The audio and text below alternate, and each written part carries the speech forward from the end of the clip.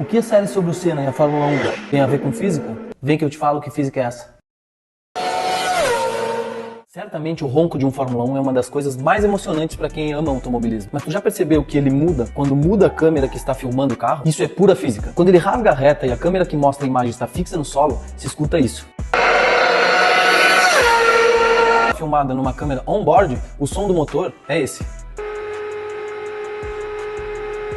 Isso é explicado pelo efeito Doppler. Ele pode ser percebido nas ondas sonoras ou até mesmo nas ondas eletromagnéticas, como a luz. Esse efeito ocorre quando a fonte que origina as ondas se movimenta em relação ao observador. Quando um carro de Fórmula 1 vem na sua direção, as ondas sonoras são comprimidas e o som parece mais agudo. Mas quando ele passa pelo microfone que capta o som e vai embora, as ondas se distanciam e o som fica mais grave. Ele também é usado na astronomia para medir distâncias e velocidades de estrelas e galáxias. Assim como o som de um F1, a luz emitida por esses corpos muda de frequência dependendo de como ela se move em relação à nota. Então, da próxima vez que tu estiver olhando aquela corrida, tu não tá só ouvindo um carro de Fórmula 1, mas também testemunhando um fenômeno físico que vai muito além do automobilismo.